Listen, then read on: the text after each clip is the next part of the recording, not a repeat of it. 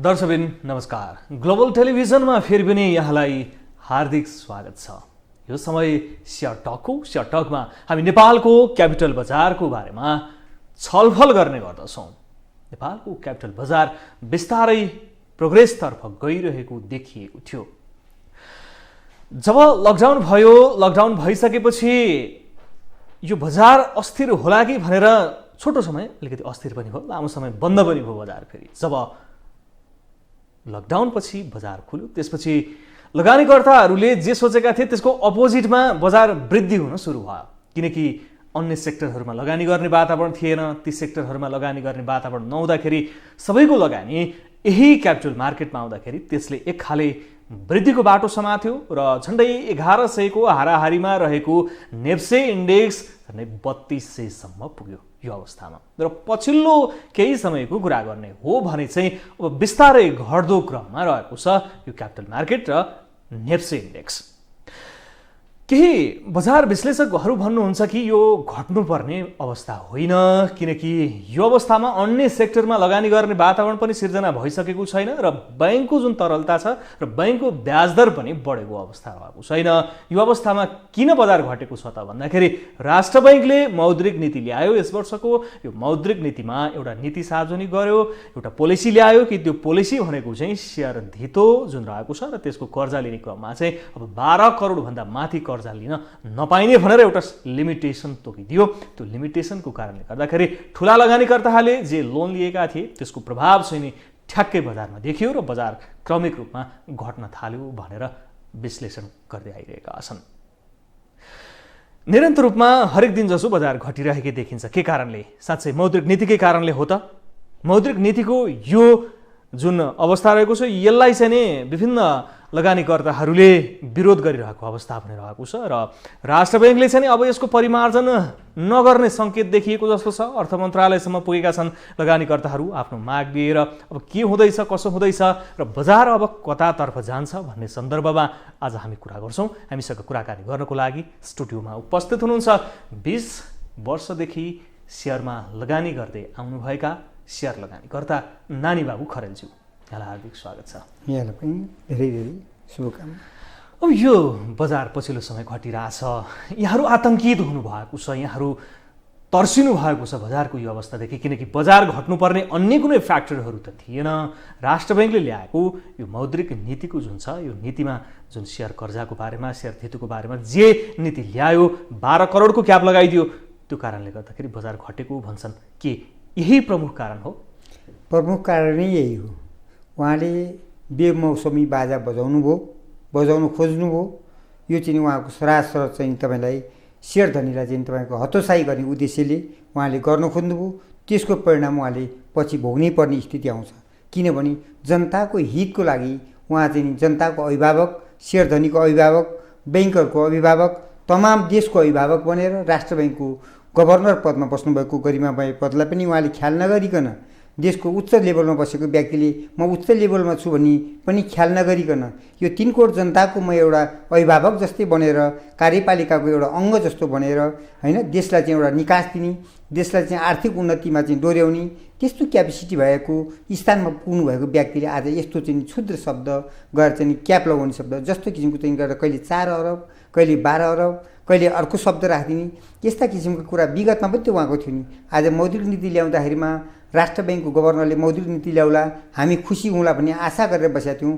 फल पाक्ला र खाउँला, अब फल पाक्ने बेला भयो, अब कतिखेर झर्ला, कतिखेर टिपुला खाउँला भन्ने बेलामा उहाँले गर्दा समग्रमा चाहिँ नि सबलाई चाहिँ नि रुन्चे मुख लगाउने वातावरण सिर्जना गरेपछि नेपाल राष्ट्र बैंक शेयर बजारप्रति, क्यापिटल मार्केटप्रति जिम्मेवार भएन?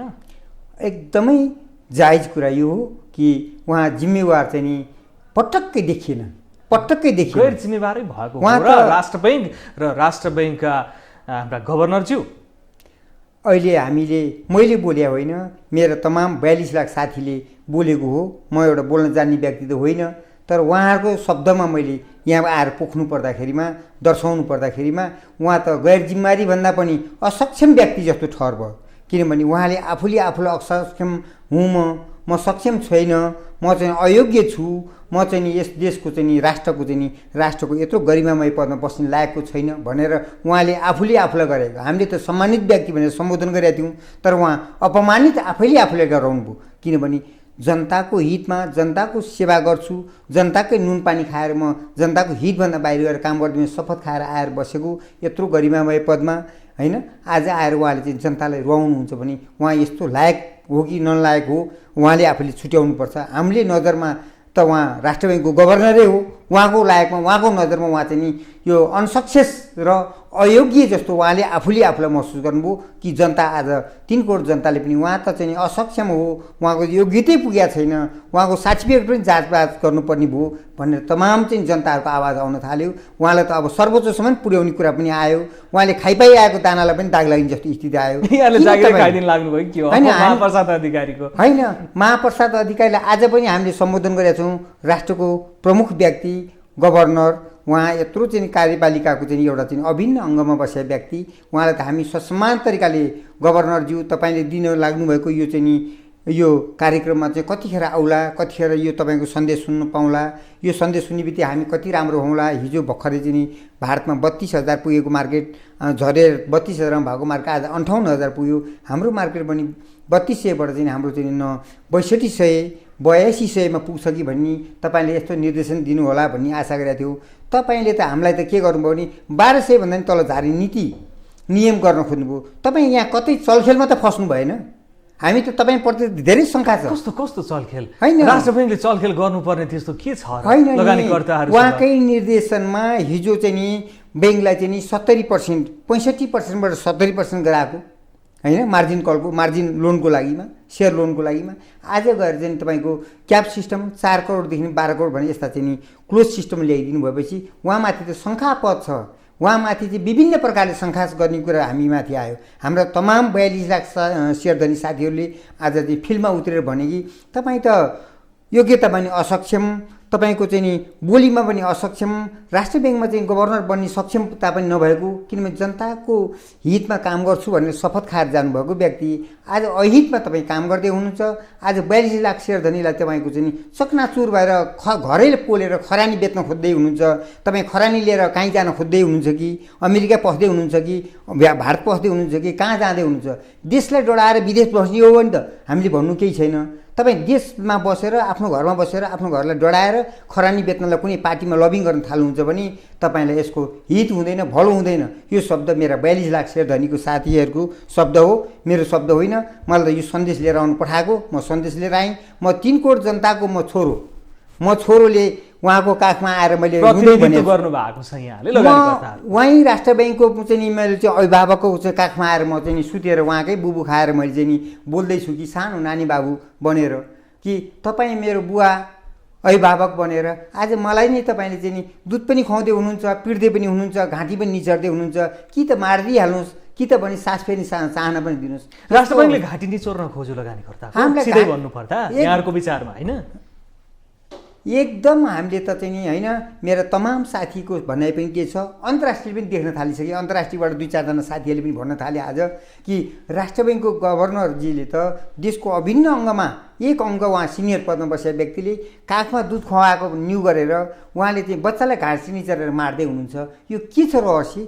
उहाँकोले त्यो बच्चा त केही सङ्ख्यात्मक बच्चा होइन भने जस्तो पाराले उहाँले चाहिँ नि देशमा भएको आफ्नो घरलाई चाहिँ नि पनि उहाँले घरै नबनाएर उही बाँदरले भने जस्तो बाँदरले न त अर्कोको घर रहन दिन्छ न आफूले घरै बनाउँछ भने जस्तो आफ्नो भएको घर झुपडीलाई आफ्नो भएको देशका जनतालाई अलिकता प्रगति गरौँ, देश अलिकता उन्नति गरौँ भनेको त के तपाईँ देशको चाहिँ नि अलिकता माया छैन तपाईँमा? देशको जनताप्रति माया छैन तपाईँमा? होइन, यो सेयरधनीलाई चाहिँ एकैचोटि घाँटी निमटेर मारिदिने होइन, कुममा चढेर टाउकोमा हतौडी नै हान्दिने। किन होला क्या सेयर कारोबारी इन्भेस्टरहरूलाई चाहिँ किन यदि धेरै वैमनस्य बनाउन खोज्या होला त? यहाँको विचारमा चाहिँ हो यहाँले भन्नुभयो घाँटी निचोर्नै खोजेको हो राष्ट्र ब्याङ्कले। महाप्रसाद विशेष गरी यहाँहरूको आक्रोश चाहिँ महाप्रसाद अधिकारी गभर्नरप्रति रहेको छ र उहाँको राजीनामा पनि मागिरहेको अवस्था रहेको छ लगानीकर्ताहरूले। होइन, हामीलाई त घाँटी निचरी नै सक्यो, प्राण जान केही बाँकी भएले गर्दा हामीले बोल्ने चान्स पायौँ है।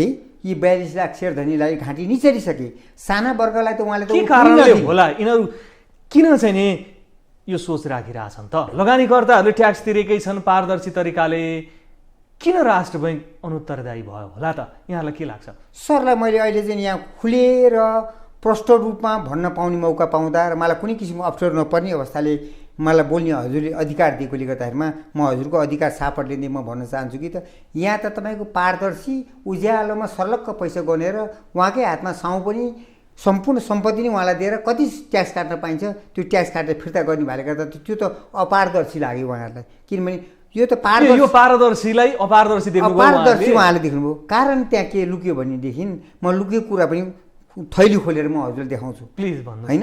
कारण के छ भने अपारदर्शीमा लुकेर आउँछ, यो पारदर्शीमा त सिधै लिएको पैसामा काटेर खल्तीमा जान सक्दैन। त्यसले गर्दा उहाँले चाहिँ यो अपारदर्शी भइदियो भने सफलता हुन्थ्यो। यो 1 खरब दैनिक कारोबार गर्ने मार्केटलाई उहाँले खुम्च्याउँदै 6.5 खरबमा ल्याउनु भयो। त्योभन्दा पनि तल जाने भयो। किन भन्दा उहाँले त यो अपारदर्शी हुनुपर्थ्यो, पारदर्शी भयो। यसले चाहिँ प्रष्ट रूपमा ट्याक्स आयो।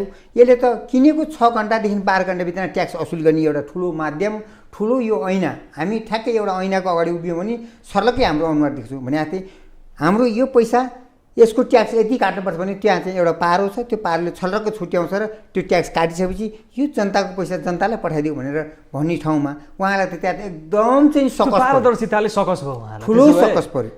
फेरि नियोजित तरिकाले भन्न खोज्नु भएको त्यसो होइन, यो त नियोजित गरेको छ। त्यसो भएदेखि राष्ट्र बैङ्कका गभर्नरज्यूसँग पनि आपत्ति छ यहाँहरूको? होइन, मलाई त छर्लक्क म भनिदिँदाखेरिमा त आज यो चाहिँ राजनीतिक दलहरूको चाहिँ आपत्ति छ, सङ्घर्ष छ, युद्ध छ, उसले सके उसलाई सिद्ध्याउँ भनेर सङ्घर्ष गरेको राजनीतिको मौकामा उहाँहरूले चौका छोप्न खोजेको कि शेरधनीलाई तहस नहस गराइदिउँ अनि अर्को बाटोबाट चाहिँ हामी पैसा चाहिँ नि घुमाउरो बाटोबाट हामी कहाँ आउँछ।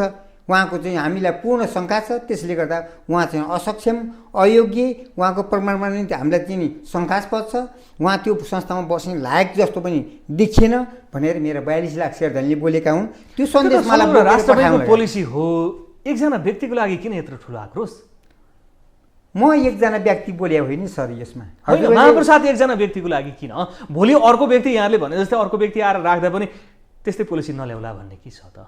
होइन, महाप्रसाद अधिकारीले ल्याउनु भयो होला, 12 करोडको क्याप लगाउनु भयो, उहाँ गभर्नर हुनुहुन्छ, उत्तरदायित्वको हिसाबले उहाँले जिम्मेवारी वहन गर्नुपर्छ, त्यो स्वाभाविक प्रक्रिया हो। तर समग्र राष्ट्र बैङ्कले ल्याएको नीतिमाथि यहाँले प्रहार गर्दै गर्दाखेरि समग्र राष्ट्र बैङ्कप्रति यहाँहरूको आक्रोश हुनुपर्ने कि एउटा व्यक्तिमाथि भन्ने मेरो प्रश्न हो। सरलाई म एउटा अनुरोध के गर्न चाहन्छु भने राष्ट्र बैङ्कको गभर्नरलाई सिङ्गल हामीले उहाँलाई आपत्ति जनायो होइन। राष्ट्र बैङ्कको गभर्नर महाप्रसाद अधिकारीज्यूलाई त हामी ठुलो सम्मानसँग हामी 42 लाखले नमन गरिरहेछौँ। उहाँले आफ्नो कर्तुतलाई कालो खानुभयो। कालो खाएपछि म सेतो दिशा गर्न त आउँदैन, उहाँलाई कालै गर्नुपर्छ। उहाँले घुमाउरो पारामा उहाँले यो खेल खेलेर यो 42 लाखको टाउकोमा वज्र प्रहार गर्नुभयो। त्यो वज्र प्रहार गर्नु नै उहाँको कर्तुत चाहिँ निस्क्यो क्या बाहिर। उहाँले चाहिँ छटपटाएर बाहिर भूमिट गर्छु, म सेतो खाछु भनेर भूमिट गर्न खोज्नुभयो, तर कालो खानुभएको थियो, कालै भूमिट गर्नुभयो। त्यहाँ चाहिँ अब फोहोर गरिदिनु भयो उहाँले। त्यो फोहोर उहाँले सफा गर्दै बाहिर निस्किनु पर्ने स्थिति आउँछ। हामीले त्यही भएर तपाईँ राजीनामा मात्रै कि त्यो बुँदाहरू संशोधन हो? होइन, हामीले त त्यत्रो ओदामा पुगिसकेका व्यक्ति, उहाँको परिवार पनि आशावादी छन्। उहाँ एउटाले चाहिँ 10औँ जना 20औँ जना परिवार उहाँको परिवारभित्रमा चाहिँ खुसी व्यक्त भएको बेलामा उहाँ राजीनामा दिएर बस्नुहोस् भनेर त म सिङ्गल व्यक्तिले आएर यहाँ बोले होइन।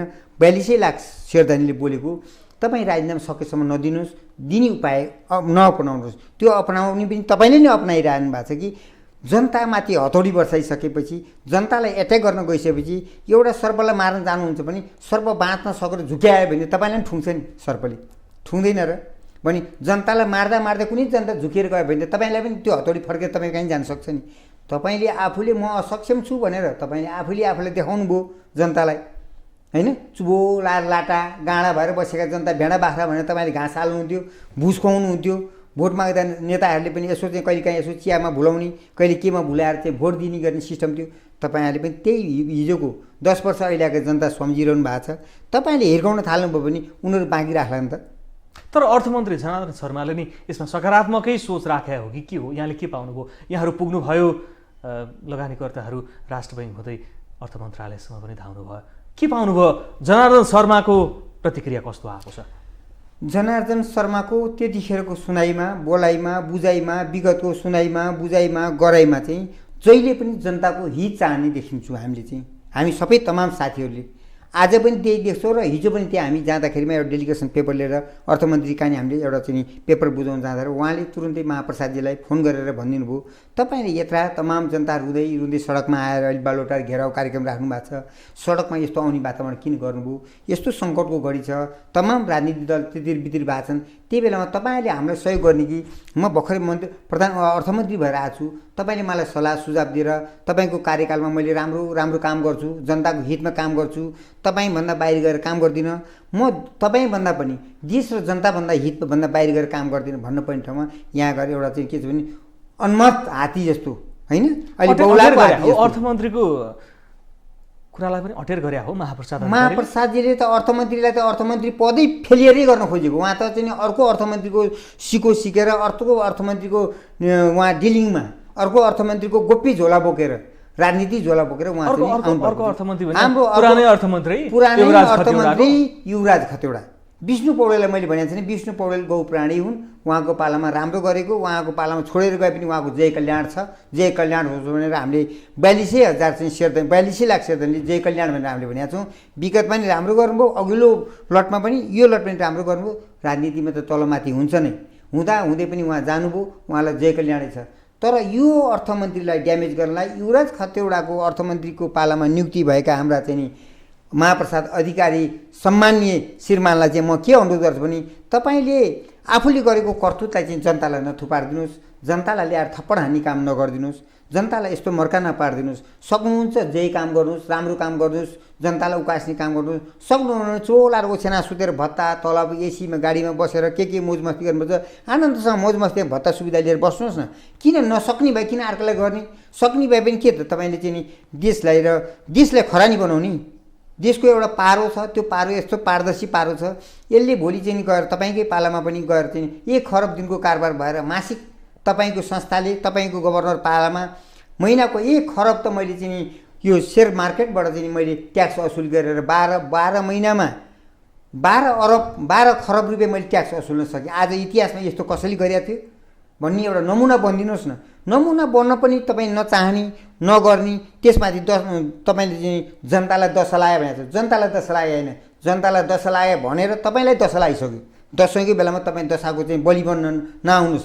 तपाईँलाई त तमाम 42 लाख शेरधनीले राजीनामा मागेका छन्। तपाईँलाई लगानीकर्ताहरूले चुनौती दिन थाले। अब महाप्रसाद अधिकारी चुनौती होइन, महाप्रसाद उहाँले चाहिँ के भन्नु भने मैले सहन नसक्ने गरी बिख खाएँ, मैले अब कहाँ फालु छान्दा पनि राम्रो ठाउँमा छान्दा नहुने ठाउँमा छान्न पर्यो।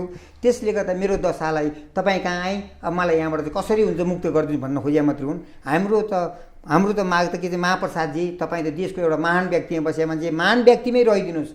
तपाईँको जय कल्याण यो कुलमान घिसिङ भन्ने एउटा कहाँ लेखको एउटा तमाङ केटोले पनि आज आएर चाहिँ रिटायर भएर जाँदा पनि ए कुलमानजी तपाईँ यो धरतीमा फेरि आइदिनुहोस् न। यस्तो अन्धकारलाई उज्यालो बनाउनु भयो जनार्दनको समयमा। जनार्दनले तपाईँ जस्तो सक्षम भनेर छानेर ल्याएको, तपाईँलाई पनि बधाई छ। जनार्दनजीलाई पनि यस्तो चाहिँ माथि ल्याइदिनु भयो तपाईँले। उहाँले त देश र जनताको हितमा काम गर्न चाहँदै पनि आज जनार्दन शर्मा हिजो द्वन्द्वकालमा जस्तो नीति गरेको थियो त्यस्तै नीति गरौँ भन्ने भावनाले अहिलेको चाहिँ नि गभर्नरले गर्नु खोज्नु भएको होला। तर त्यो नीतिमा परिवर्तन आउनसक्छ। हिजो कुलमानको ठाउँमा अर्को एउटा चाहिँ नि टेक्निसियन थिए भने कुलमानको ठाउँको टेक्निसियनलाई हटाएर कुलमानमा ल्याएर राखेर देशको चाहिँ मोडा फेर्नुभयो, उहाँले उज्यालो मोडा बनाउनु भयो। आज तपाईँलाई त्यो दिन र त्यो दशा नआउला भन्न सकिँदैन नि। हेर्नुहोस् है हाम्रा गभर्नरज्यू, हाम्रो चाहिँ जनार्दन शर्मा त तपाईँको देश तपाईँलाई त निहालेर हेरिरहनु भएको छ। तपाईँलाई जनता रोएको छन्, जनता रोएको खप्न सकेका छैनन्, मुर्छा पर्नु भएको छ, छाती फिट्नु भएको छ, तर पोखिरहनु भएको छैन। पोख्न थालेपछि तपाईँको धरतीमा टेक्ने ठाउँ रहँदैन। ठाडो चुनौती हो, ठाडो चुनौती यो चाहिँ। यो तपाईँलाई ठाडो चुनौती, यो 42 लाख शेरधनीको 3 करोड जनताको तपाईँ देशको गरिमामय पदमा 3 करोड जनताको पसिना चुसेर खाने, तपाईँ त्यही 3 करोडलाई नै तपाईँले तमासा बनाउने, हत्या गर्ने। के कारणले होला त त्यसो भए? अब हामी नजिकबाट हेरौँ न त थोरै। लगानीकर्ताले के देख्छन्? महाप्रसाद अधिकारीले के कारणले गर्दाखेरि मौद्रिक नीतिमा यो पोलिसी ल्याएको? महाप्रसाद अधिकारीलाई त हामीले पटक अनुरोध गऱ्यौँ। देशमा यस्ता कुकुर्तीहरू छन्, देशमा 15 वर्षदेखिका पहिलादेखिका चाहिँ नि ब्रोकरहरूलाई पनि प्लस गरिदिनुहोस् न। हाम्रो पनि यहाँ त अलिकति चलखेल बढी भइरहेछ। यहाँ त कसैले बोक्ने सिस्टम भयो। यसले चाहिँ गर्दा हामीलाई पारदर्शी गर्नलाई कमर्सियल बैङ्क वाणिज्य बैङ्कहरूलाई पनि लाइसेन्स दिनुहोस् न। तपाईँको संस्थाले तपाईँकै सांसदले छानबिन गरेर दिनुपर्ने कि नपर्ने भने 1 वर्ष लगाएर 1 महिनामा 10 दिनमा गर्नुपर्ने काम 1 वर्ष लगाएर गरेर दिनुपर्ने रहेछ। यो त उहाँहरूले माग्नुभन्दा पहिले नै 5 वर्ष पहिले दिनुपर्ने चिजलाई आज हामीले ढिला गरेछौँ, यसलाई त तुरुन्तै इमिडिएटली दिनु पर्यो भनेर हाम्रा चाहिँ नि सांसदले नि त्यसलाई चाहिँ बोकेर लिएर आएर बुझाएको चिज आज यहाँ चलखेल नभएको भएदेखि त यो कुरै हुँदैन थियो नि। यो त पारो रहेछ, यो पारोले त ट्याक्समा त छर्लक्क आएको पैसा छर्लक्कै खातामा जानुपर्ने रहेछ। हाम्रो खातामा त हाम्रो गोजीको खातामा चाहिँ नि पैसै नै नआउँदैछ, खालि राज्यको त्यो कोष खातामा जानेछ। हाम्रो यो भित्री खातामा त पैसै आएन नि। अनि यस्तो पनि खाता चलाउनु दिनुहुन्छ, यसलाई त खरानी नै बनाउनुपर्छ। यो घर डढाएपछि हामी टिको लगाइदिउँ, तपाईँहरू खरानी भन्नुभयो, खरानी टिको लगाउनुहोस् भने जस्तो गर्न खोज्नुभयो होला। ब्रोकरको प्रभावमा पर्या भन्न खोज्नु भयो। आज त्यो ब्रोकरको 50वटा ब्रोकरलाई चाहिँ आज 15 वर्षदेखि ती 1 लाख सेयरवाला हुँदाखेरिमा 50वटा ब्रोकर थिए 15 वर्ष पहिला। आज चाहिँ तपाईँको 42 लाख हुँदा पनि त्यही 50वटा ब्रोकरले हुन्छ। 50 ब्रोकरको त मुख देख्न पाएन अहिले। सन्तुष्ट हुनुहुन्न ब्रोकरहरूको सेवाबाट? त्यसो भए ब्रोकरलाई हामीले भेट्नै पाउँदैन, मुखै देख्न पाउँदैन, उहाँले हाम्रो फोन उठाउनै भ्याउँदैन। अहिले त्यो अवस्था छ। अनि त्यस्तो अवस्थामा बिन्ती चढाएको छौँ हामीले, हे सरकार, हे मेरा अभिभावक, हे देशका महान स्थानमा गएर बस्नुभएका हे मेरा प्रभु, हामी जनतालाई पनि उद्धार गर। तपाईँको तपस्या गरेर बसेका छौँ, भोका छौँ, नाङ्गा छौँ, प्यासी छौँ, हामीलाई प्यास मेटाइदिनुहोस् न। तपाईँले हामीलाई चाहिँ चाहेको चिजहरू दिइदिनुहोस् न। हामीले तपाईँलाई ट्याक्स पनि तिर्छौँ, तपाईँले चाहेको सुविधा हामीले चाहिँ नि हामीलाई पनि गराइदिनुहोस्, हामी पनि तपाईँलाई दिने कुरा दिँदै जान्छौँ। पारदर्शी छ यो चिज, पारदर्शीमा तपाईँले औँला ठडाइदिने काम नगरिदिनुहोस्, भार हाल्ने काम नलगाइदिनुहोस्। हामीलाई चाहिँ नि पनि उद्धार गर्नुहोस्। हाम्रो उद्धार भनेको तपाईँको उद्धार हो। हाम्रो चाहिँ नि आज चाहिँ तपाईँको 5 अरबको कारोबार भयो भने यो प्रत्येक दिनमा 1 खरबको कारोबार होस् न। प्रति वर्ष प्रत्येक महिनामा तपाईँले 1 खरबको चाहिँ राजस्व असुल गरिदिनुहोस् न, देशको उन्नतिमा ल्याइदिनुहोस् न। अब ब्रोकर लाइसेन्सको कुरा यहाँले उठाइहाल्नुभयो, लामो समयदेखि लगानीकर्ताहरूले उठाएको मुद्दा पनि हो यो।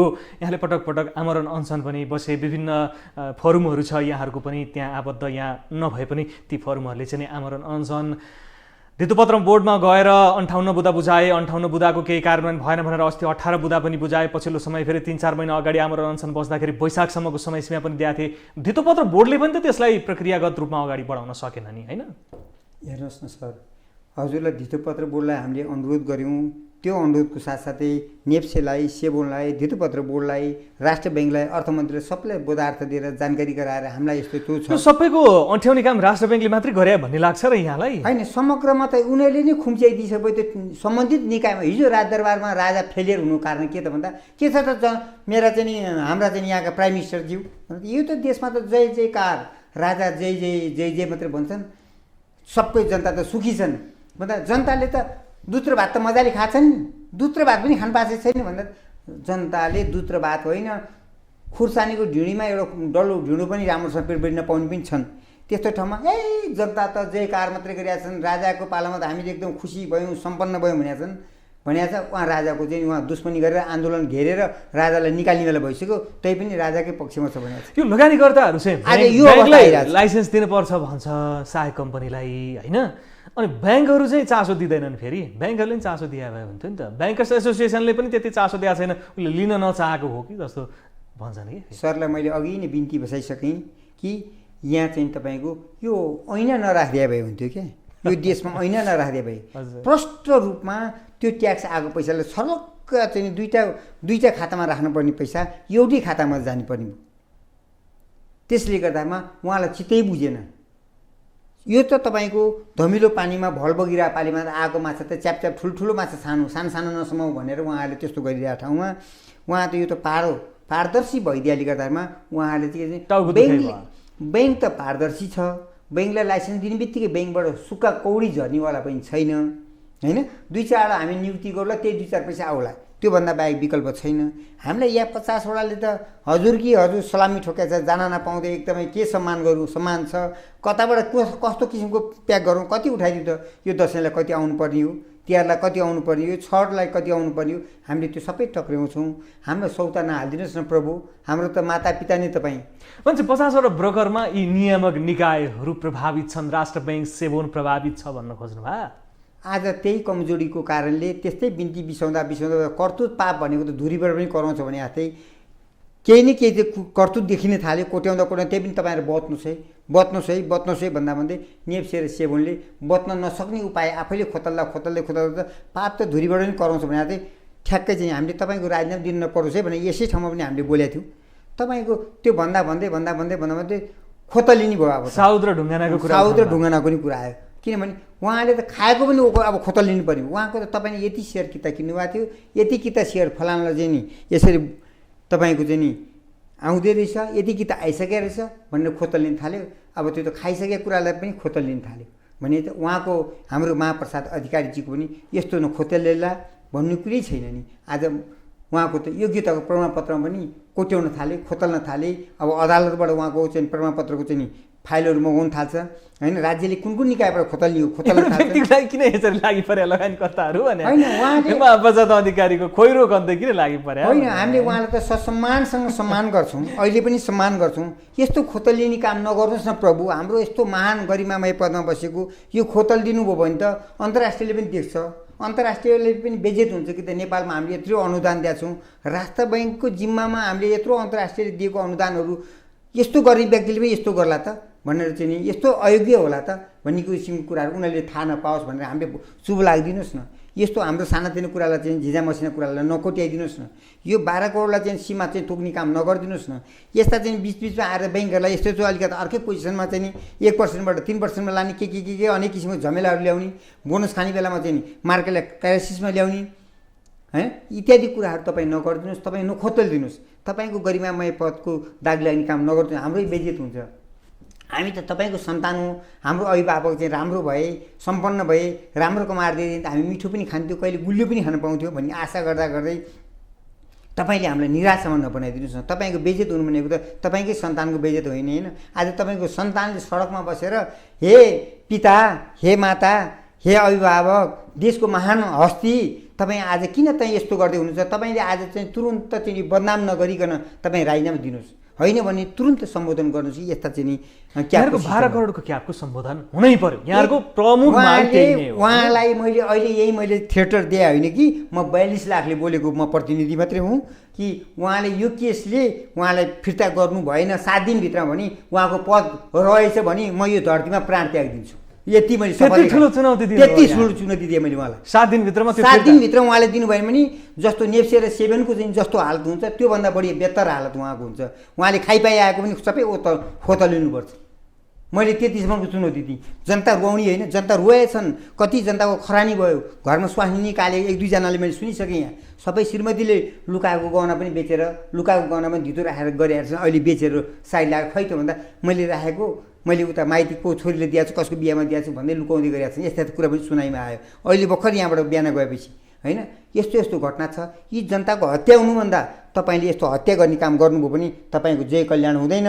तपाईँको चाहिँ नि तुरुन्त यो कुराहरू फिर्ता गर्नुहोस्। तर लगानीकर्ता आपसमा पनि एकमत छैन फेरि यहाँहरूको कि लगानीकर्ता पनि कोही चाहिँ राष्ट्र बैङ्कले ठिकै काम गरे हो, ठुला लगानीकर्तालाई अङ्कुश लगाउन खोजे हो, ठिकै छ भन्ने लगानीकर्ता पनि छन् कि फेरि यो किन लगानीकर्ताको बिचमा एकमत आउन सकेन, ऐक्यबद्धता आउन सकेन? सर म त यहाँ अलिकति हजुरलाई चाहिँ नि म त प्रष्टसँग भनिदिन चाहन्छु। मलाई हजुरले प्रष्टसँग बोलिदिए यहाँ तल केही अप्ठ्यारो पर्दैन भनेका छन्। अप्ठ्यारो परेछ भने मेरै देशको अभिभावकले मलाई गालामा 2-3 गालामा पिटुन्, म सही दिन्छु।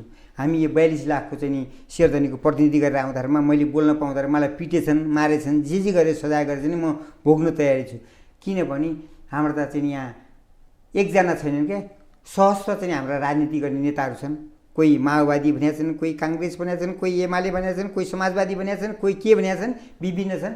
यी पनि हाम्रो सङ्गठनमा लागेको सङ्गठनको म चाहिँ यो यसलाई भलाइ हितको लागि म सङ्गठन खोले भन्ने पनि त्यही झोला बोक्न थाले। विभिन्न राजनीतिको एकवटा झोला बोक्न थाले। कुन प्रधानमन्त्री हुन्छ र त्यसले मलाई अलिकता यसो गर्ला। राजनीतिक दलका नेताहरूको प्रभाव लगानीकर्ताहरूमा छ, यो लगानी सङ्गठनहरूमा आजै राजनीतिक दलको त यो चाहिँ तपाईँको कति दिनसम्म हामी यो टिक्ने हो र कति दिनसम्म हामीले यो झोला भर्न सकेनौँ भने त हामी त बर्बाद छौँ नि। यो भकारीमा धान हामीले चाहिँ नि त्यो गैरीखेतको धान बर्खा नलाग्दै नढल्दै हामीले भित्री आएनौँ भने त हामीले त खानै पाउँदैनौँ भने जस्तै उहाँले सोरे धन त कहाँ युटिलाइज गर्ने भन्दा यही लगानीकर्तामा पनि हाम्रो साथीहरूमा पनि कतिपय उहाँकै लबिङमा, उहाँकै झोला बोक्ने, उहाँकै चाहिँ नि हितमा काम गर्ने, उहाँकै पार्टीको निधारमा चाहिँ नि यही घर बेचेर घर पोलेर भए पनि खरानी दल दिएछ। यी मेरो राजनीतिक प्रभावमा छन् लगानीकर्ता सबै, हरेक क्षेत्रमा यो हाम्रो हातका औँला हेर्नुहोस् न, यहाँ कोही लामा छन्, कोही छोटा छन्, त्यस्तै छन्, यी सबै हातका औँलाहरू। यहाँहरू नै राजनीतिक रूपमा प्रभावित हुनुहुन्छ भने कसरी सम्बोधन हुन्छ त यहाँहरूको माग? अब ए बाबा, राजनीतिक दल भनेको त एउटा निर्देशनकर्ता हो होइन, कार्यपालिकाको अङ्ग भनेपछि त होइन, कार्यपालिकाको अङ्गले त देशलाई चाहिँ नि तपाईँहरूले यो नीति त ल्याउनु भयो, यो नीतिलाई यसरी गर्नुपर्छ, जनताको हितभन्दा बाहिर जानुभयो त भोलि तपाईँहरूको त राजनीति समाप्त हुन्छ नि। जनताको हितमा काम गर्नुपर्छ। जनतालाई तपाईँले अभिभावक बनाएर हिजो खुट्टा ढोगेर भोट जितेर आज यहाँ आएर प्रधानमन्त्री अर्थमन्त्री बन्नुभयो, भोलि पनि तपाईँले चाहिँ फेरि भोट माग्नै जानुपर्छ। राजनीति भनेको हिजो भर्खर चाहिँ नि ओलीजीको सरकार थियो, आज तपाईँको सरकार भयो, भोलि अर्कोको आउँछ, ती सबै जाँदाखेरिमा सबै चेन्ज भइहाल्छन्। भने हामी त तपाईँको सीमित समयभित्र त हामी यहाँ बसिरहन्छौँ। हामीलाई त नीति नियमलाई पालन गरेर जनताको हितमा, जनताको पसिनाबाट आएको पैसाबाट हामीले तलब भत्ता खाने हो। हामीले जनताको हितमा काम गर्छौँ। अहितमा काम गर्ने बित्तिकै हाम्रो त जहाँ भेट्यो त्यो जनताले सिध्याइदिन्छन् हामीलाई। किनभने मेरो पनि त घर छ नि, मलाई सरकारको घरमा सिंहदरबारमा काम गरिरहेको छु, सिंहदरबारमै मलाई घर बनाइदिएको त छैन। मेरो पनि घर त गोठाटार छ, मेरो पनि घर त तपाईँको कोटेश्वर छ, बालकोट छ होइन, तराईतिर होला। म पनि त त्यहाँ जान्छु। जनता आक्रोश भएपछि म त्यसलाई मारिदिन्छु, म पनि मर्छु भनेर लाग्यो भने के गरिन्छ? गर्ने केही छ विकल्प? त्यसले गर्दामा जनताको अहित हुने काम नगरिदिनु सक्नु। समग्रमा राष्ट्र बैङ्कको मौद्रिक नीतिमा आएको 12 करोडको क्यापको कारणले गर्दाखेरि नै अहिलेको पछिल्लो समयको बजार घटिरहेको अरू कुनै फ्याक्टरहरू त्यसमा छैन अहिलेको अवस्थामा। तर अहिले बोनस खाने बेलामा लगानीकर्ताहरूले पनि अलिकति सजगता देखाउन सकेनन् कि अब त यहाँले अघि भने जस्तै फल पाक्यो, फल रोपे, फल पाक्यो, अब फल टिपेर खाने बेलामा किन लगानीकर्ताहरू आतंकित भएका त? फेरि यहाँ मैले समग्र भन्न पर्दाखेरिमा फल पाक्न लाग्यो, फल पाक्न लागेपछि बोटमा चाहिँ ठुलो बोटमा चाहिँ फल लटरम्मै फलिया छन्। त्यो फलेको फलमा 10-8वटा पाक्न लागेपछि अब म यहाँबाट सत्ताच्युत हुन सक्छु कि? अब यहाँ अर्को पार्टीको सरकार आए, अब अवस्था यस्तो पनि हुनसक्छ। म हिजो चाहिँ नि भर्खरै चाहिँ नि फलानुबाट नियुक्ति भएर म यहाँ आएको थिएँ।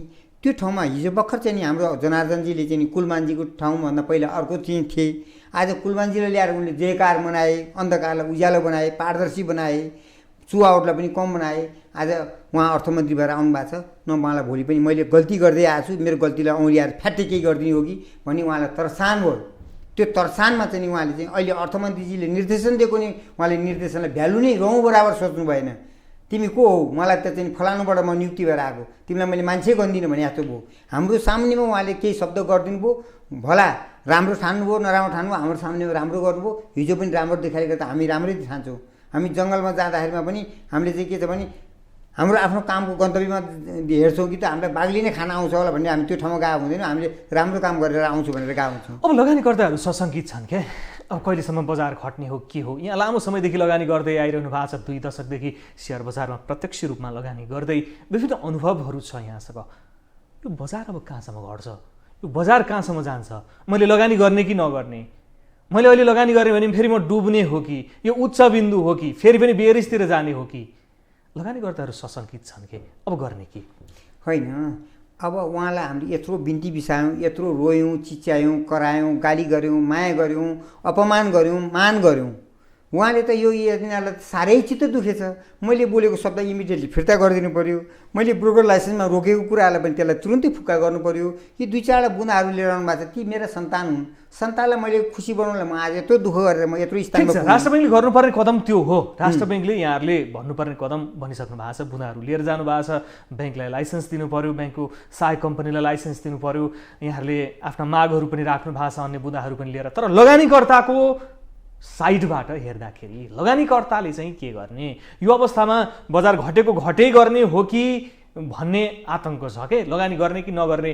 म लगानी गर्न भनेर तयार थिएँ, अब लगानी गर्ने कि नगर्ने भन्ने अलिकति सशङ्कित भएको अवस्था छ। के गर्ने कि त्यो लगानीकर्ताको साइडबाट एकचोटि हेर्दाखेरि? मैले लगानीकर्तालाई त लगानीकर्ताको तर्फबाट के भन्छु भने इमिडिएटली यो 2टा शब्दहरू 2टा शब्द 3टा शब्द उहाँले इमिडिएटली फिर्ता गरेको भोलिपल्टै आइतबारबाटै मार्केट पिकअप लिन्छ। मार्केट आज 400 अङ्कले तल गइरहेछ। तर कुनै पनि हालतमा महाप्रसाद अधिकारी योबाट डगमगाउने अवस्था देखिँदैन। उहाँको अभिव्यक्ति स्ट्रङली आइरहेछ, जे हामीले पोलिसी ल्यायौँ त्यो सही छ, हामी डगमगाउने अवस्थामा छैनौँ भनेर डिक्लेरेसन जस्तो आइरहेको अवस्था छ नि त। फेरि सरलाई म एउटा बिन्ती चढाउँछु यहीँ बसेर, यहीँबाट देश र अन्तर्राष्ट्रिय जगतमा पनि तमाम देशी विदेशी स्वदेशीहरूलाई पनि म सम्बोधन सुनाउन चाहन्छु कि कस्ता कस्ता महाराज राजाको चाहिँ 8000 गुरिला सेना बसेको ठाउँमा त राजदरबारबाट चाहिँ राजदरबार लखटिनु पर्यो। कस्ता कस्ता मै हुँ भन्ने हस्ती देशमा म देश चलाउने मै हुँ भनेर कस्ता कस्ता खुङखार अहङ्कार लिएर बसेको व्यक्ति त राजगद्दीबाट देशको चाहिँ नि अहिले सरकारबाट परिवर्तन हुनु पऱ्यो भने एकजना कर्मचारीले अहङ्कार लिएर देश र जनतालाई म भुटेर म कुटेर देशमा भित्र घरभित्र थुनेर सबैलाई घरमै आगो लगाइदिन्छु भनेर त्यस्तो गर्नु भनेको उहाँको मूर्खता हो, उहाँको दिनगन्ती सुरु हो। त्योभन्दा बाहेक विकल्प छैन। जनताले मागेको मागलाई म इमिडिएटली दिनु पर्थ्यो, मैले ढिला गरेँ, सरी यसमा म आजै दिन्छु। आइतबारबाट मार्केट फर्किने हो, पाकेको बाली छ, पाकेको बालीमा मार्केट पिकअप हुने मार्केट हो। आज यस्तो छ भनेदेखि आज हाम्रो देशको सिमानामा भारतमा चाहिँ नि र नेपालको तुलना गर्दा भारतमा आज 32बाट 58 पुग्यो भने हाम्रो चाहिँ तपाईँको अहिले 32मा पुगेर पनि फर्केर चाहिँ 28मा आइरहेछ भने उहाँले त्यति 2 शब्द बोलिदिँदामा जनता खुसी हुन्छ भने किन उहाँले तितो बोल्ने, किन जनताको श्राप उहाँले बोक्ने? उहाँलाई त हामीले त जयकार मनाउनु पर्छ नि। हाम्रो त अभिभावक हो नि, घुकी लाउन पनि उहाँलाई पाउँछ, श्राप्न पनि पाउँछ, माया गर्न पनि पाउँछ, जिब्रो चाट्न पनि पाउँछ, गालामा मै खान पनि पाइन्छ, सबै गर्न पनि पाइन्छ, गाली गर्न पनि पाइन्छ। अभिभावकलाई गाली नगरी कसलाई गर्ने? हामीले चाहिँ नि बाउसँग सम्पत्ति लिनु पर्ने, बाउ तपाईँसँग म मुद्दा गर्छु नि, मेरो सम्पत्ति चाहियो नि, तालाई दिन्न म 5 दिनजल भन्यो भने तपाईँले दिएर हुन्छ, म मुद्दा गरेर लिन्छु भने हामीले पनि अहिले हाम्रो बाउ पिता मातालाई हामी तपाईँलाई त निकालेर भए पनि घरबाट निकालेर हाम्रो अंश लिएर थाहा तपाईँ हाम्रो माता पिता नि भन्नुहुन्छ घोर ठाडो चुनौती चुनौती त कसलाई दिने त? पर्छकलाई दियो भने पर्छकले कुकुरले काट्छ, आफ्नो पिता मातालाई नसुनाए कसलाई सुनाउनु? हजुर, बाउसँग युद्ध नगरे कोसँग युद्ध गर्ने? अभिभावक बनाएर पठाएको छ उनीहरूलाई नि, देशको महान हस्ती उनीहरू छन्, उनीहरूलाई त्यसो नगरे भने त उनीहरूले दुध खुवाइरहेछ, दुधको खाँदा खाँदै हामी किन पिसाब गर्छौँ त उनीहरूको पोल्टामा? दिशा किन गर्छौँ त हामी उनीहरूबाट? उनले माया दिएछन्, दिशा गरे पनि, पिसाब गरे पनि, गाली गरे पनि, 2 थप्पड हाने पनि उनकै सन्तान हो, उनले त्यही लाम्टा चुसाएछन्। 1100 को मार्केट 3200 पुगेर 400 अङ्क फर्किँदा थोरै सकारात्मक सोच राख्न सकिँदैन? त्यसो होइन नि सर। 1100 को अवस्थामा कति जनसङ्ख्या थिए? हिजोको 1100 को अवस्थामा कति जनसङ्ख्या थिए सेयरमा लगानी गरे? आज मार्केट पिकअप हुँदै गएपछि एउटा कुखुराको चल्ला बेचेर पनि यहीँ आएछन्, भैँसीको दुध पनि छोराछोरीले नखुवाएर यति मात्र खाऊ भनेर यति पानी थपेर खुवाएर त्यो दुध बेचेर पनि यहीँ आएछन्। अलिकता चाहिँ घाँस काटेर के गरेर दुःख जिलो गरेर अलिकता बासमती चामल चाहिँ बेचौँ होइन, अलिक खस्रो चामल खाउँ है, त्यो अलिकति दाम आउँछ, त्यो पैसाले म सेयरमा हालौँ भने त्यो पनि लागेछन्। बुढाबुढीहरू आफ्नो घरमा बसेका छन् भने छोरी बुहारीहरू घरमा बसेका छन्, श्रीमानहरू जागिर खाएछन्, कोही काममा गएछन्, कोही व्यवसाय गरेछन्, त्यही मौकामा श्रीमती छिटो छिटो धन्दा फन्दा गराएर हत्तनपत्त भएको तिलहरी पनि, हत्तनपत्त भएको कानमा लागेको मुद्रा पनि, लोग्नेको खल्ती छामछुम गरेको पैसा पनि, लोग्ने आज त पाहाड पाउन आउँदैछन् 2 किलो मासु ल्याउन है भनेको पैसालाई 2 किलो त होइन, मलाई पनि पेट दुखिया छ, छोरीले पनि खान्न भन्थे होइन, छोरोलाई चाहिँ अब बाहिर गएको छ कतिखेर आउने हो, मैले त आधा किलो मात्रै ल्याएँ हजुर, हजुरलाई अरूलाई पुर्याउँला हजुर, हामी त दुःख सुख गरौँ न, अब के गर्ने? क्या मैले अब टार्न परिगयो, मिलाउनु मैले दिएको हेत्तेरी हजुर एउटा बुझु छ र कतिवटा पाल छ मेरो यहाँ भने यता त्यसले सट्ट खनायो। अब त्यो पैसा आज चाहिँ 400 अङ्क तल जाँदा मतलब त्यो त खरानी नै भयो। खरानी भयो त भोलि त घर त फुट्यो नि, घर फुटेपछि त गवार लुटे भने जस्तो घरमा त तनाव भयो। उहाँको पनि त श्रीमतीले त्यो गरे होला नि, हिजो उहाँको नि छोराले गरे होला, उहाँको नि नाताहरूले त्यो भोगे होला, उहाँले त त्यो हेर्नुपर्छ पर्दैन? माथि पुगे संसार बिर्सिदिने भएले गर्दा आजको अवस्था देशको अवस्था यस्तो आएको छ। त्यसले गर्दा उहाँले इमिडिएटली यस्ता चाहिँ कुकर्म यस्ता कुशब्दहरू यसलाई चाहिँ नि तुरन्त फिर्ता लिएर सम्बोधन गर्नुहोस् कि मेरा सन्तान, मैले चाहिँ ढिलो गरेँ तपाईँलाई सम्बोधन गर्नलाई, यो कुराहरूलाई मैले यथाशीघ्र आजै अहिले भर्खर इमिडिएटली अहिले लागू गरेँ। तपाईँहरूले बाउसँग नरिसाउनुहोस्, अभिभावकसँग नरिसाउनुहोस्, म एउटा केन्द्रबिन्दुमा छु, सबैलाई समग्रमा हेर्नुपर्छ भन्ने भावना उहाँले सम्बोधन गरेर आजै इमिडिएटली नै उहाँले चाहिँ गर्नु पर्यो भन्ने यहाँको माग त्यही नै हो। हामीलाई त्यति बोलिदिएपछि हामीलाई पुग्यो। उहाँले गएर कुनै पहाड यति खिर पकाएर यति कुराउनी घोटेर यति मिठाई ल्याएर तालाई 10,000 रुपियाँ दाम दिए भनेर गर्नु पर्दैन। उहाँको सान्त्वना, उहाँको मुखको वाक्यले मात्रै हामी अहिले सुधारको बजार घट्नै नहुने है लगानीकर्तालाई, बजारमा छिर्न लागेको मान्छेलाई उहाँ सशङ्कित गरेर जीवनमा यो बजारमा आउँदिन भन्ने। ठिक छ, अब एउटा लगानीकर्ता जो अहिले बजार प्रवेश गरौँ कि नगरौँ, अब यहाँले भन्नुभयो 42 लाख जति डिम्याट अकाउन्ट छ, आइपिओ भर्दा भर्दै अब म सेकेन्डरी मार्केटमा जाउँ कि भनेर एउटा लगानीकर्ताले थोरै अमाउन्ट लिएर सोचिरहेको अहिलेको वर्तमान ठ्याक्कै यो अवस्थामा त्यो लगानीकर्ता प्रवेश गर्ने कि नगर्ने? त्यो लगानीकर्तालाई त म के भन्छु भने राज्य हाम्रो अभिभावक हो, राज्यले हाम्रो सम्बोधन अनिवार्य गर्नुहुन्छ, सके आजै शुक्रबारै बेलुका गर्नुहुन्छ, नभए पनि भ्याइकन सम्बोधन गरेर राति 12 बजीसम्म मिटिङ गरेर भए पनि भोलि बिहान फर्स्ट लट 7 बजी पनि सम्बोधन गर्नुहुन्छ, आइतबारबाट मार्केट फर्किन्छ। फर्किँदा पनि नफर्किँदा पनि 400 अङ्क तल छ आजको दिनमा, हिजो हामीले इन्भेस्ट गरेको भन्दा 400 तल छ। तपाईँहरू आज चाहिँ हामीले 400 अङ्क प्लस भएको दिन तपाईँले आज हाल्नुभयो भने त तपाईँले त 100 40% प्रफिट हुन्छ नि त।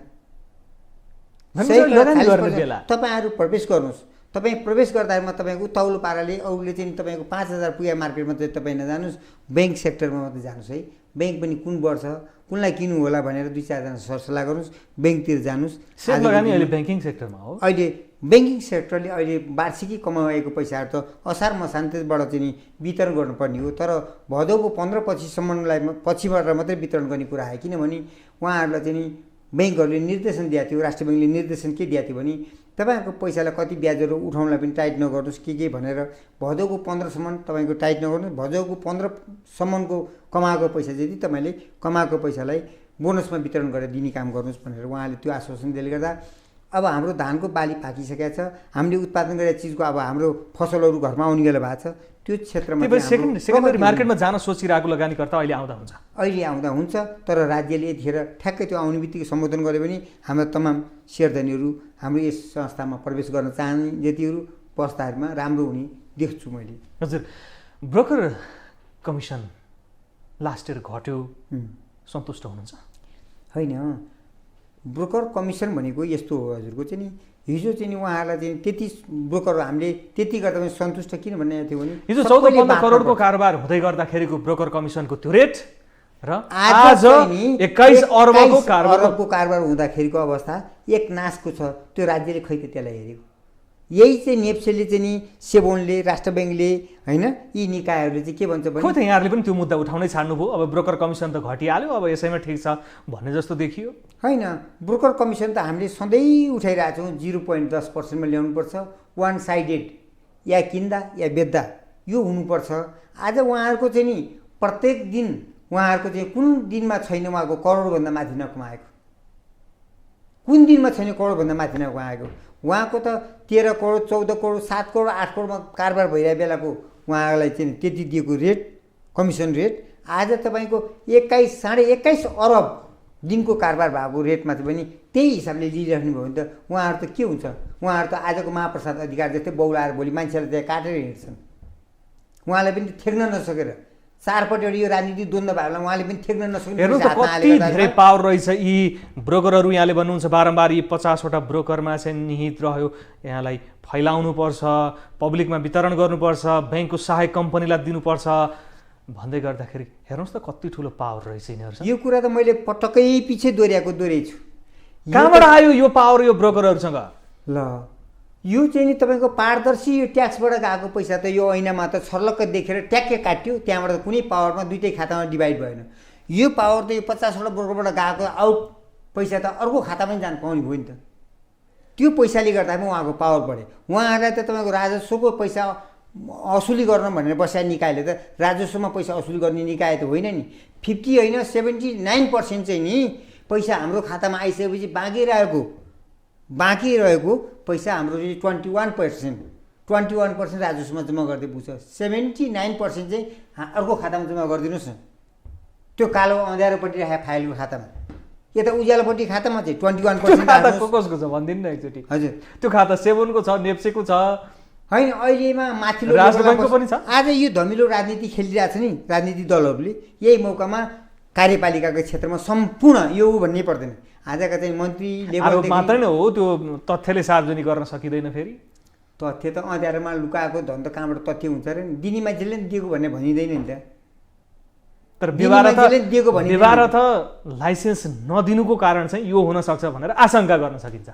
आशंका होइन, हामीले त पुरै अनुमानितै गरिसक्यौँ। हामी 42 लाख सेयर धनीले त पुरै अनुमानित गरेको त पटक 42 लाख सेयर धनीको प्रतिनिधि गरेर आउने व्यक्तिले हजुरहरू जस्तै संस्थाको माध्यमबाट पटक पटक हजुर हाम्रो सन्देश कसैले पनि सुनिदिरहेको छैन, यो तपाईँहरू थ्रुद्वारा सन्देश सुनाइदिनुहोस् न। देशमा बस्ने व्यक्ति, विदेशमा बस्ने व्यक्ति, राष्ट्र प्रमुखलाई, राष्ट्रको अर्थमन्त्रीलाई, राष्ट्रको गभर्नरलाई सम्पूर्ण निकायलाई सुनाइदिनुहोस् न भनेर हजुरको माध्यमभन्दा बाहेक अरू कुनै हामीले गएर पठाएको पत्र समेत त सकेसम्म बाहिरै च्यातिदिन्छ। पुगिसक्यो नि, अर्थमन्त्रीले सुनिसक्नुभयो भने त्यो अर्थमन्त्री कहाँ बाटामा नपुग्दै च्यातेर यता पुसेर फालिदिने।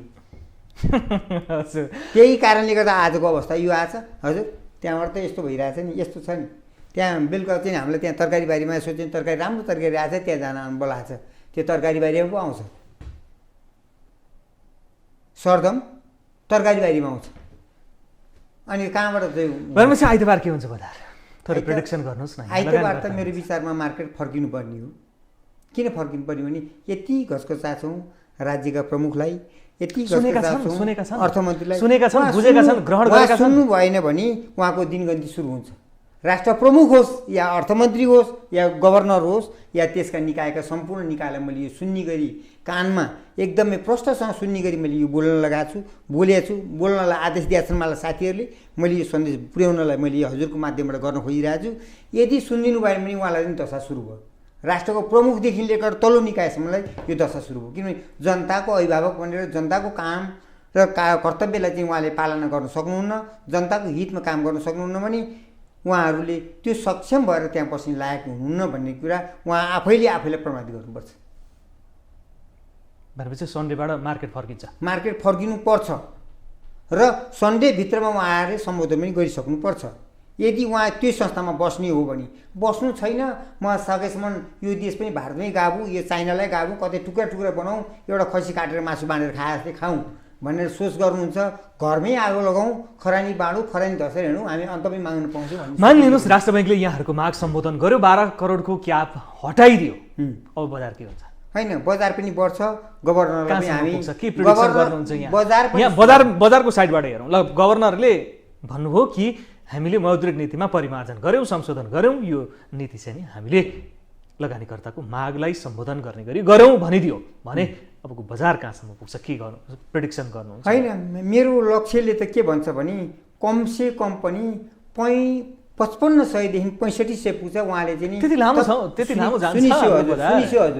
सुनिसो हजुरले किन मैले यो भन्न खोजेको भने अब हाइड्रो बढ्यो होइन, इन्सुरेन्स बढे, माइक्रो फाइनेन्स बढे होइन, विभिन्न सेक्टर बढे, ब्याङ्क त आजसम्म तपाईँको 1100कै हाराहारीमा छ। यदि त्यो मार्केट तपाईँको 3200 3250को लेभलमा हाम्रो ब्याङ्कहरू त्यो पुग्दाखेरिमा यिनीहरू त तपाईँको 5500देखि 6500। कमर्सियल ब्याङ्कको इन्डेक्स बढ्न नसक्नु र कमर्सियल ब्याङ्कको चाहिँ नि प्राइस बढ्न नसक्नुको कारण चाहिँ के होला त? त्यसमा लगानीकर्ताले नपत्याएको कमर्सियल ब्याङ्कलाई होइन नि हजुरको, यहाँ त कि चलखेल गर्न नसक्या होइन, ठुलो सेयर सङ्ख्या भएर यहाँ यस्तो भयो हजुरको। यहाँ के भयो भने सीमित सम्पन्न व्यक्तिहरू पनि छन्। सीमित सम्पन्न व्यक्तिले जस्तै चाहिँ चन्द्रगिरी एउटा चाहिँ केबुलकारको छ, सीमित व्यक्ति त्यो अनरले नै उहाँलाई चाहिँ एउटा चलखेल गर्ने व्यक्तिले पनि त्यहाँभित्र राखेर भएको छ। अब त्यो 14-15 लाख कि त सेयर त ती सीमित व्यक्तिले सट्टलीपछि त उहाँको सेयर त अहिले त्यो 200देखि 300मा चल्न पनि सेयरलाई होइन, आज गएर 2700-2800मा पुर्याउनु भयो। के त त्यो चलखेल होइन र? त्यो पनि त त्यहाँभित्रको सीमित व्यक्ति, साना कम्पनीले त उहाँले सरलग निल्न सक्ने। साना हामीले खसीको मासु टुक्रा टुक्रा भयो भने हामीले चाहिँ मसिनो बनाइरहने इनसाइडर ट्रेडिङ गर्छन् है। अनि यो ठुला लगानीकर्ताले होइन, ठुला लगानीकर्तालाई ठुला लगानी क्षेत्रबाट आज नियमन निकायबाट चाहिँ नि तपाईँको उहाँहरू कहाँ चाहिँ छ ठुलो छाता, त्यो छाताभित्रमा बसेका कार्यकर्ताले तिमी पनि छाताभित्र आएर बस, यसलाई लगेर त्यहाँ के व्यवस्था गर्नु चाहिँ गर। के को यहाँ पैसा आएको पैसालाई कहाँ सदुपयोग गर्ने? भोलि त्यो कालो र सेतो भन्न थाल्छौँ हामीले नि। कालो भन्दा भने हामीले कालो भने बेला तिमीले सेतो बनाइहाल भन्ने चाहिँ त्यो निकाय, त्यो निर्देशन दिने व्यक्तिले त्यो कालोलाई चाहिँ सेतो बनाउनु पठाइसकेको छ। सेतो बनाउनु पठाउने बित्तिकै, सेतो बनाएर साइडमा ल्याउने बित्तिकै उहाँले के भन्नुहुन्छ त कालो धन पस्या छ है भन्ने व्यक्तिहरू चाहिँ उहाँहरू नै हो। इनसाइडर ट्रेडिङलाई नियन्त्रण गर्न सकिन्छ? किन नसक्ने? कि कसरी के देख्नुहुन्छ यहाँ? कसरी नियन्त्रण? त्यो नियन्त्रण त यी ठुलाबाटै दरबारबाटै गएको छ क्या यो। त्यही त नियन्त्रण गर्न सकिएन। नियन्त्रण गर्ने निकाय कहाँ छ त? नियन्त्रण गर्ने तलब र भत्ता खाने। अब जस्तै एउटा चाहिँ तपाईँको हेर्नुहोस् न, उदाहरणको लागिमा अब तपाईँको पानी जहाज भनेर अफिस खोलेर दुनियाँ सकमक गरे, त्यसको अफिस खोलेका छन्, त्यो तल कसले खाछ, त्यो अफिस कहाँ छ, कसले चलाएको छ भने चाहिँ निकाय भनेर हामीलाई भनेका छन्, सुनेका छौँ। त्यो कारबाही गर्ने निकाय छ, ब्रोकरलाई पनि हेर्ने निकाय छ, विभिन्न सेयर मार्केटमा हेर्ने निकाय छ, कसले गल्ती गरिरहेको त्यो हेर्ने निकाय। त्यो निकाय भन्ने कुन वस्तु हो र कहाँ हो? हामी अहिले 10औं वर्ष 15औं वर्ष 20औं वर्षदेखिको हामी त्यहाँ पसेका छौँ। कुन निकायले कहाँ हेरिरहेको छ त? त्यहाँ कति बदमासी भएको छ? अघि भर्खर मैले भने 3 वर्षदेखि 3270 किता सेयरको गायबै भयो। नेप्सेमा मैले कुनै निकायबाट भन्न पुगेपछि त्यो व्यक्तिबाट फाइलमा लुकाएर राखेको त्यो प्रमाणपत्र निस्क्यो। यहाँको सेयरै लुकाइदिएछ? मेरो सेयरै लुकाएको छ भने 3270 किता एनसिसी ब्याङ्क कम्पनीको हो। म अब प्रश्न खोलेर भनिदिन्छु, अब व्यक्ति अब भन्दिनँ, मैले भन्दाखेरिमा कहीँ पनि कसैलाई पनि ह्याम्पर पर्न सक्ला भने मैले त अलिकता 2-4 आँखा देखाएको छु, 2-4 ठाउँमा कुरा सुनाउन सक्ने व्यक्तिलाई त म यस्तो पीडित छु भनेदेखि म भन्दा पनि तलतिर छन् नि, मलाई पनि तपाईँले बोलिदिनुहोस् है, हाम्रो अभिभावक गरेर भन्ने पनि साथीहरू छन् नि। ती 42 लाख सेयर धनी यहाँ आएर बोल्यो भने त हजुरका बोल्ने ठाउँ पनि पाउँदैन, बोल्ने फुर्सद पनि हुँदैन, केही पनि हुँदैन, न दिनले भ्याउँछ न रातले भ्याउँछ भने 42 लाखले सडकमा चिच्याएको छन्। ती सडकमा चिच्याउँदै गरेका ठाउँमा म एकजना गएर त्यहाँ पनि सम्बोधन गरिदिनुहोस्, तपाईँहरूको कुरा हाम्रो कुराहरू सुनाइदिनुहोस्, उहाँले देश विदेश सबैले सुन्ने गरी सुनाइदिनुहोस्। उहाँले सुनिदिनु भयो भने उहाँले चाहिँ सबैलाई सुन्ने गरी कानमा झिर खोलेर सुन भन्ने गरी पुर्याइदिनु भयो भने हाम्रो कुरा पनि नसुनिदिइहाल्छन् कि। यी त बहिरा भए पैसा तान्दा जनतालाई चाहिँ रगत चुस्दा उनीहरूको गालाबाट चाहिँ। भनेपछि यहाँको कुरा सुन्ने हो भने हामी समग्र अन्तमा पनि छौँ। कुरा सुन्ने हो भने चाहिँ क्यापिटल मार्केट चाहिँ एकदमै लथालिङ्ग तरिकाले अघि बढेको जस्तो देखियो। 21 खर्बको कारोबार, अर्बको कारोबार हुने यत्रो ठुलो मार्केट यत्रो लथालिङ्ग तालले अघि बढेपछि कसरी होला त? अब होइन, हाम्रो राज्यको निकाय नै छैन नि। अब हाम्रो त यहाँ त राज्यका निकायहरू अलिकति बढी अनुदार जस्तो देखिन्छ है क्यापिटल मार्केट। एकदमै हिजोदेखि आजसम्मको हेर्ने हो भने युवराज खतिवडाको अभिव्यक्तिदेखि लिएर राजनीतिक दलका नेताहरूको बाबुराम भट्टराईजीको अभिव्यक्ति, पूर्व प्रधानमन्त्रीको अभिव्यक्ति पनि त्यस्तै थियो। के कारणले हुँदाखेरि उहाँहरू चाहिँ सकारात्मक हुन सक्नु भएन? यो जुवा घर हो, यहाँ चाहिँ बसी बसी पैसा कमाउँछन् भन्छन् कि।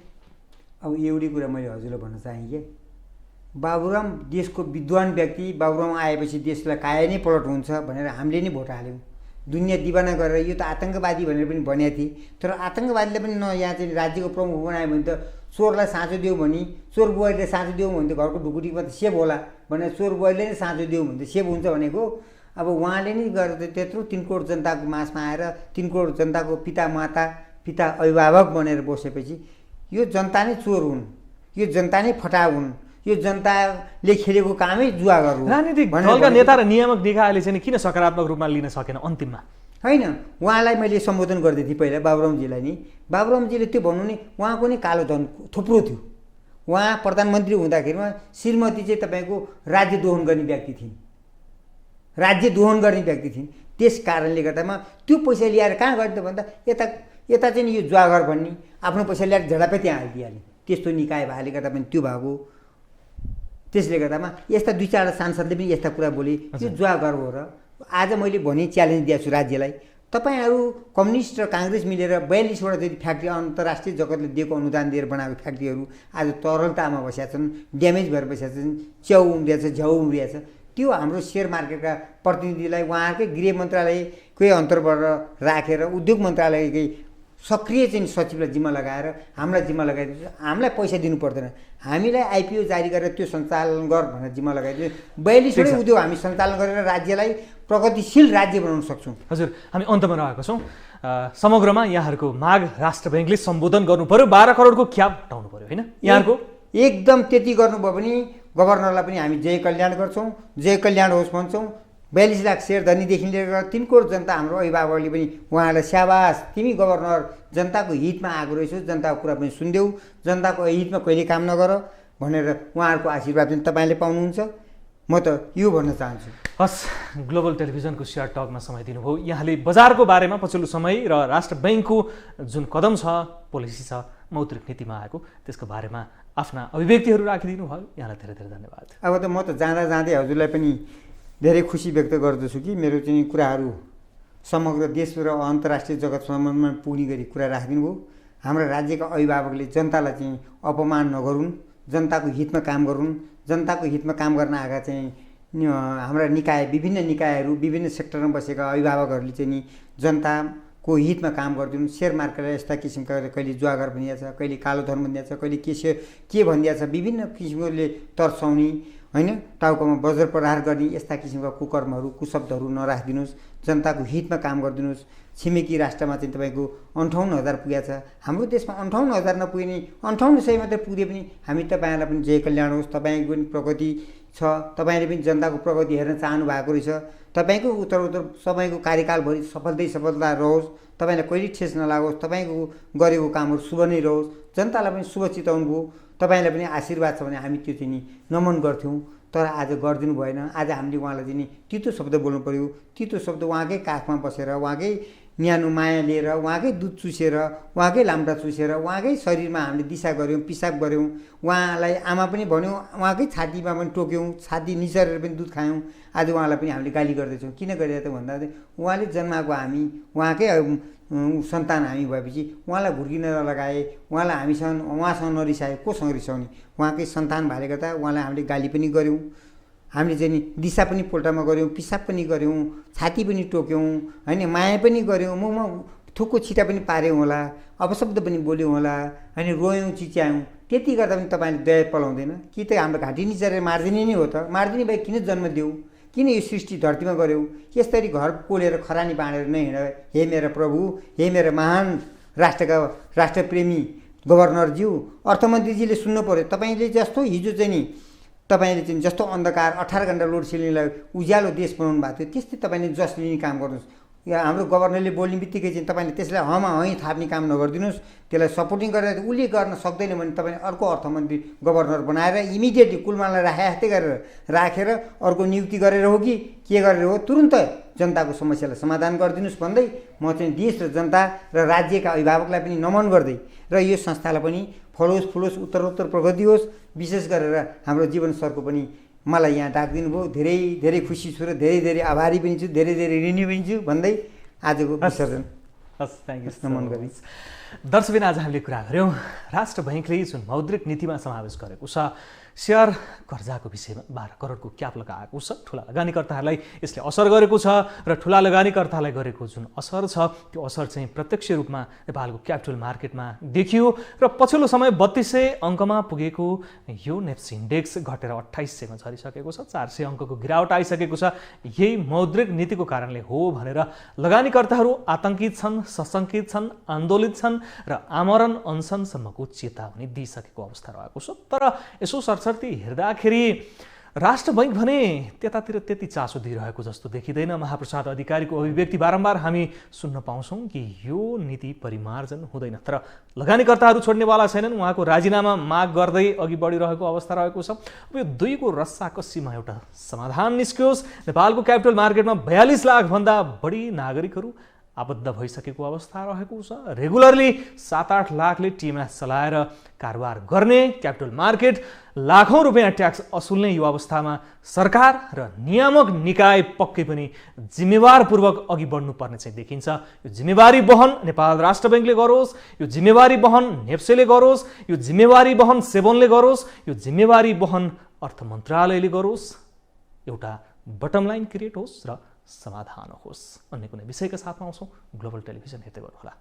नमस्कार।